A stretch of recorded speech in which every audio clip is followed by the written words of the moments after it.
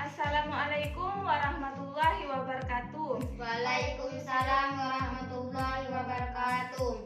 Perkenalkan, nama saya Nadia Farhana, NPM 719720194. Perkenalkan, nama saya Sela Widadira. Perkenalkan, nama saya Iramin Nur Fadila.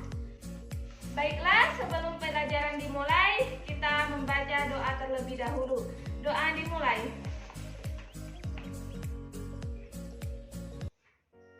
Doa selesai. Apa kabar anak-anak? Baik. Sebelumnya kita belajar tentang apa anak-anak? Mengenal hewan di sekitar. Nah, benar sekali.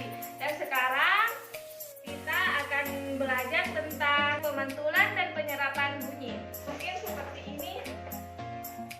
Ini contoh-contoh dari pemantulan dan penyerapan bunyi. Contoh gambar. Baiklah, saya di sini akan menjelaskan tentang pemantulan dan penyerapan bunyi. Adapun contoh benda yang dapat memantulkan bunyi.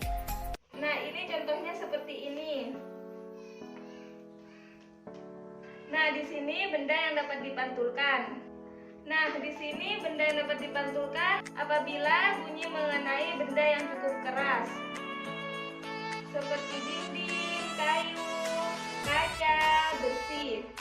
Maka bunyi akan dipantulkan. Sedangkan untuk penyerapan bunyi adalah ketika bunyi dapat diserap apabila mengenai benda yang cukup lunak. Contohnya seperti karpet, bonis, pol, busa, bol, dan lain sebagainya. Benda-benda tersebut dapat digunakan untuk mencegah terjadinya gaung atau kerdam. Nah, peristiwa penyerapan sering terjadi ketika kalian pergi ke gedung bioskop. Terdengar sampai keluar. Nah, macam-macam bunyi pantul diantaranya seperti gaung atau kerdam dan gema. Gaung atau kerdam sering kalian temui ketika kalian memasuki sebuah ruangan kosong lalu berteriak, maka akan ada dua suara yang akan terdengar. Hal itu dinamakan gaung atau kerdam. Gaung atau kerdam terjadi karena bunyi dipantulkan oleh dinding yang jaraknya tidak jauh dari sumber bunyi. Hal itu menyebabkan datangnya bunyi pantul bersamaan dengan bunyi asli yang belum selesai terucapnya. Akibatnya bunyi pantul mengganggu bunyi asli sehingga suara yang terjadi tidak jelas. Nah, sedangkan gema dapat terjadi di alam terbuka seperti di lembah, jurang, hutan, atau bukit.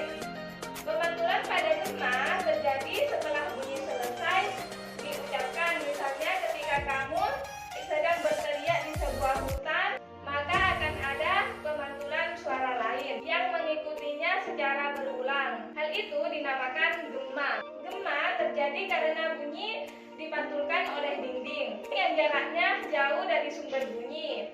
Hal itu menyebabkan datangnya bunyi pantul setelah suara asli selesai terucap. Jadi bunyi pantul yang terdengar lengkap suara sesudah bunyi asli. Gema sering terjadi di gua-gua, lembah-lembah, dan bukit-bukit yang jaraknya jauh serta permukaannya keras dan rapat. Apakah kalian di sini sudah paham? Paham. Nah, kalau sudah paham, kakak di sini akan memberikan dua soal. Adik Sela satu soal dan adik Dila satu soal. Nah, mulai dari adik Sela. Coba sebutkan 4 saja benda yang dapat memantulkan bunyi.